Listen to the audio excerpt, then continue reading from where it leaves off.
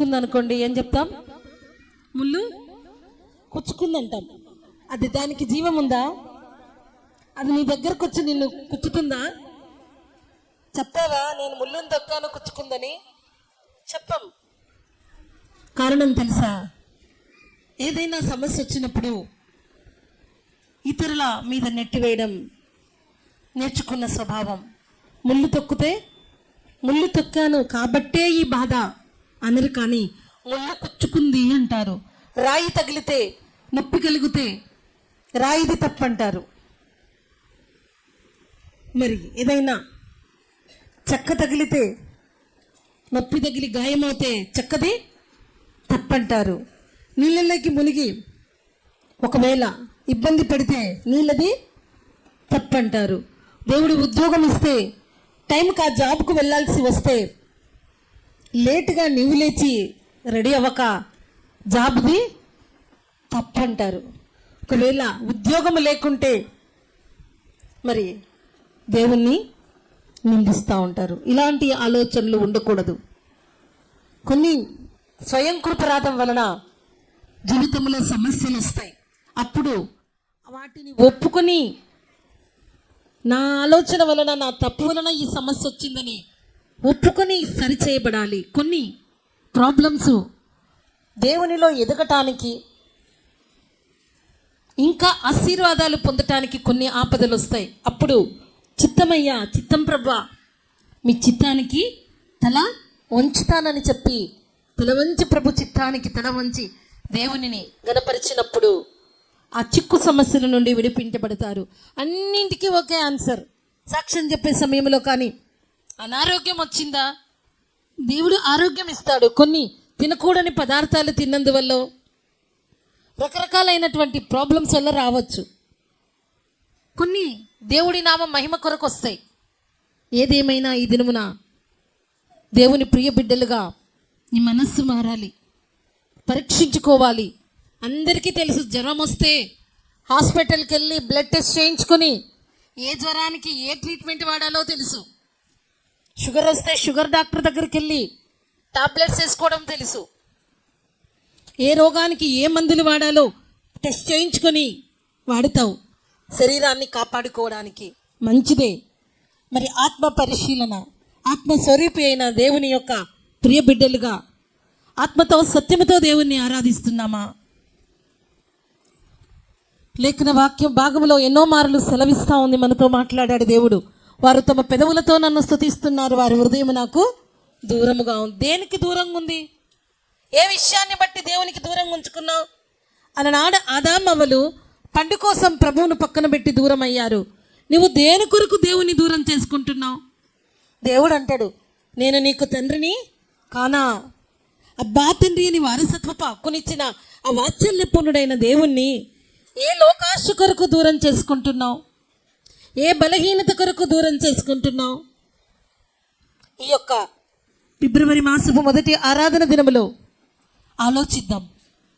అన్నింటి గురించి ఆలోచిస్తాం. మన జీవితంలో ముఖ్యమైనటువంటి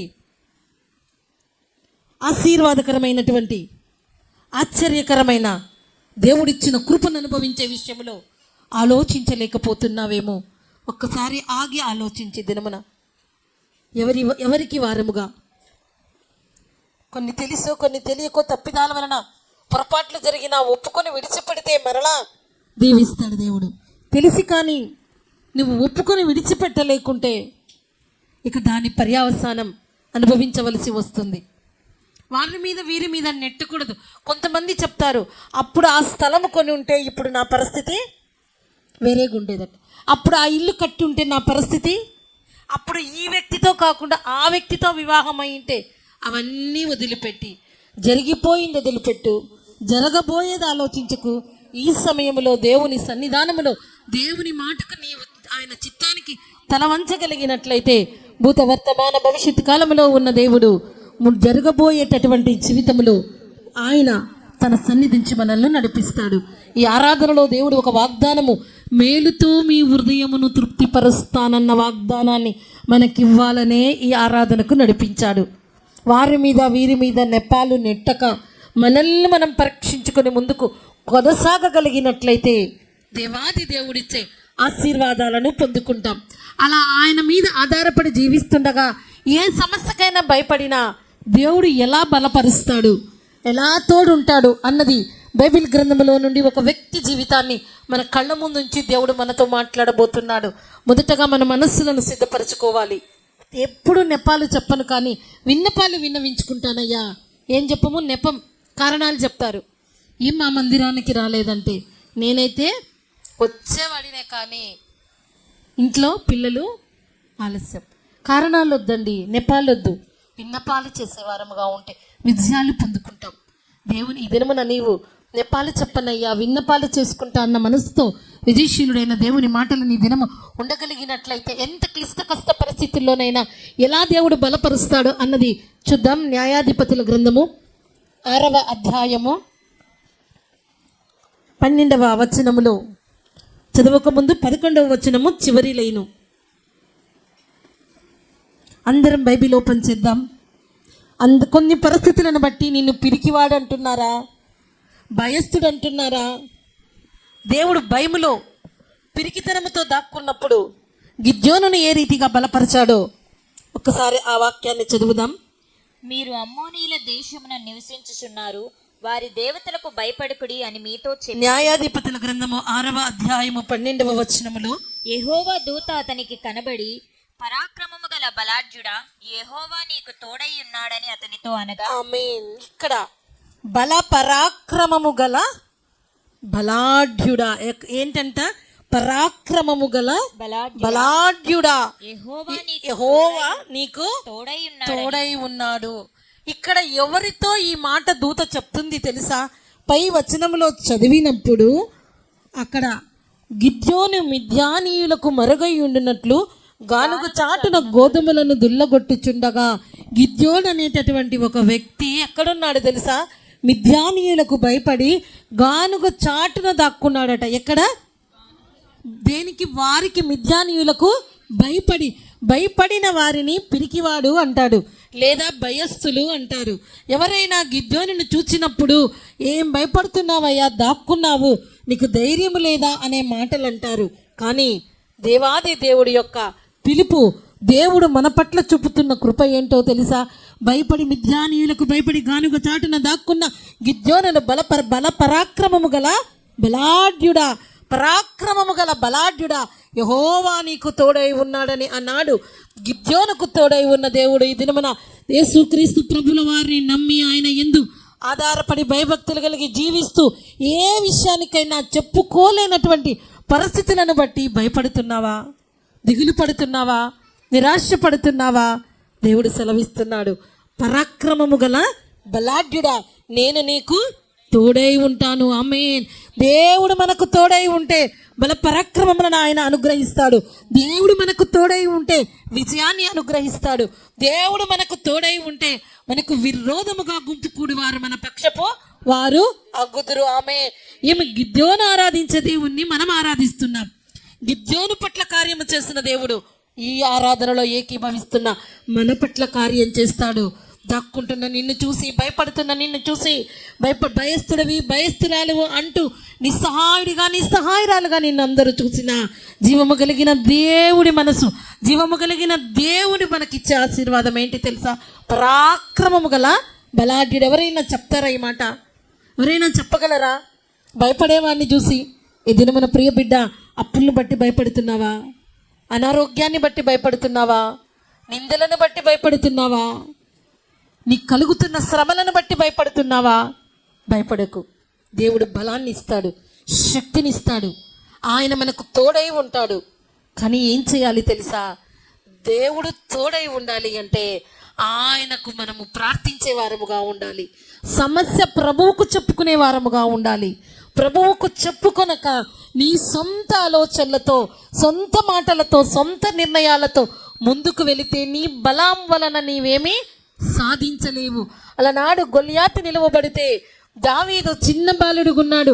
ఆ దేశంలో అందరూ గొల్యాతుకు భయపడితే దావీదు తనకున్న బలముతో కాదు, కానీ జీవము కలిగిన దేవుని నామాన్ని బట్టి, దేవుని కృపను బట్టి, ఆ వడిస రాయితో అంత గొప్ప బలము కలిగిన గొల్యాతును పడగట్టే శక్తిని దావీదుకు ఇచ్చిన దేవుడు ఈ దినమున యేసుక్రీస్తు ప్రభువుల వారిని నమ్మిన నిన్ను ఎంత చులకనగా చూసినా, తృణీకరించిన, భయపెట్టే పరిస్థితులు నీకున్నా. చాలామంది జీవితాలలో ఎక్కువ సమస్యలు ఏంటి అంటే అప్పు, రెండవది అనారోగ్యం, మూడవది నిందలు, నాలుగవది మన పని మనం చేసుకుంటున్నా ఓర్వలేక అపవాది అగ్ని లాంటి బాణములను విసురుతుంది. ఏ బాధ అయినా, ఏ పరిస్థితి అయినా ఆనాడు గిద్యోను పట్ల కార్యము చేసి ఏ మిద్యానీయులను చూసి భయపడి దాక్కున్నాడో ఆ మిద్యానీయులను సంహరించగలిగిన శక్తిని, బలాన్ని గిద్యోనుకి ఇచ్చిన దేవుడు ఈ దినమున నీవు అనుభవిస్తున్న ఆ పరిస్థితిని అధిగమించగలిగిన శక్తితో దేవుడు నింపాలనే ఆరాధనకు నిన్ను నడిపించి ఉన్నాడు. నమ్మిన వారి జీవితంలో దేవుడు కార్యం చేస్తాడు. నాకెక్కడిదా బలం అనుకున్నట్లయితే కార్యము జరగదు, నాకెక్కడిదా శక్తి అనుకున్నట్లయితే కార్యము జరగదు. గిద్యోను కానీ అనుకున్నాడు, గానుగ చాటున దాక్కున్నాడు, కానీ ఆ గిద్యోనును బలముతో పరాక్రమముతో నింపిన పరిశుద్ధుడైన దేవుడు ఈ దినమున ఆనాడు గిద్యోను పట్ల కార్యము చేసిన దేవుడు, మనం ఆరాధించే దేవుడు. ఆనాడుండి నాడు లేనివాడు కాదు ఆయన, సర్వకాలము సదాకాలము ఏకరీతిగున్న దేవుడు, మార్పు చెందని దేవుడు. నమ్మటం లేదండి, పరిస్థితులన్నీ నమ్ముతారు కానీ దేవుని నమ్మలేకపోతున్నారు. నమ్మవలసిన దేవుని నమ్మక నమ్మదగిన మనుషుల మాటలు నమ్మి పరిగెడుతూ ఉన్నారు. ఈ దినమందైనా, ఈ ఫిబ్రవరి మాసము మొదటి ఆరాధన దినమందైనా గిద్యోను జీవితాన్ని ఇంటికెళ్ళాక న్యాయాధిపతుల గ్రంథాన్ని చదవండి. ఏ స్థితిలో ఉన్నా, ఏ పరిస్థితుల్లో ఉన్నా, ఎంత దీన దశలో నీ ఉన్నా, ఎంత కష్టక్లిష్ట పరిస్థితుల్లో నీ ఉన్నా, నీ పరిస్థితులన్నింటికీ భయపడిపోతున్నా, బెదిరిపోతున్నా, మనుషులకు కనపడకుండా దాక్కునే పరిస్థితిలో ఉన్నా, నిన్ను ఇబ్బంది పెట్టే పరిస్థితులకు భయపడుతూ తప్పుకొని తిరుగుతున్నా, బల పరాక్రమము గల బలాఢ్యుడా అని గిద్యోనును బలపరిచిన దేవుడే మన దేవుడు. మనల్ని కానీ ఆ రీతిగా బలపరుస్తున్నాడు.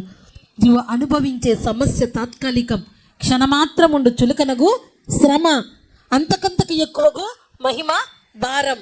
ఆ శ్రమకు భయపడితే, అక్కడే ఆగిపోతే దేవుని కృపను నీవు పొందుకోలేవు. నా దేవుడు నాకు తోడై ఉన్నాడు, నా దేవుడు నా పక్షముగా ఉన్నాడు, నేను నమ్మిన దేవుడే నా ఆధారము. చెప్పగలవా? ఆరాధనలో ఎంత బాగా పాడాం. మన దేవుడు తన పిల్లలకు ఏమిచ్చేవాడు? కృపనిచ్చేవాడు, బలమిచ్చేవాడు, జయమిచ్చేవాడు. ఆమేన్. మరి ఎందుకు నమ్మలేకపోతున్నావు? జయమిచ్చేవాడు, బలమిచ్చేవాడు, కృపనిచ్చేవాడు ఆయన. కృప అంటే మనము ఊహించనిది పొందుకోవడమే కృప. బలం, ప్రతి విషయంలో బలం ఇస్తాడు, ప్రతి విషయంలో జయం ఇస్తాడు. అంత బాగా ఆరాధన చేశాం. బలమిచ్చువాడు, జయమిచ్చువాడు, కృపచూపువాడు. తన పిల్లలకని ఆయన పిల్లలైన మనకు కృపతో, బలముతో, జయముతో దీవించే దేవుడు ఉండగా ఇంకెందుకు చింతిస్తున్నావు? ఇంకెందుకు ఆలోచిస్తున్నావు? కేవలము నీ యొక్క అపనమ్మకమే దేవునికి నీకు మధ్య అడ్డుగోడ. ఆ అడ్డుగోడలు ఆరాధనలో బద్దలవ్వాలి. నా దేవుడు నాకే విషయంలో అయినా జయమిస్తాడు, నేను ఏ విషయంలో అయినా దేవుణ్ణి విడిచి తిరగను అని నీవు తీర్మానము చేసుకోగలిగినప్పుడు, నా దేవుడే నాకు తోడై ఉంటాడని నీవు నమ్మగలిగినప్పుడు, తోడుంటాడండి దేవుడు. నమ్మండి, నమ్మదగిన దేవుడు, అద్భుత కార్యములు చేసే దేవుడు, ఆశ్చర్య కార్యములు చేసే దేవుడు, అడుగు వాటికన్నా, ఊహించు వాటికన్నా అత్యధికమైన మేలు చేసే దేవుడు. మొదటగా వాక్యంలోనికి వెళ్ళక ముందు చెప్పాను, ముళ్ళు దొక్కి ముళ్ళుది తప్పంటావు. అట్లుంది ఈ దినమందైనా.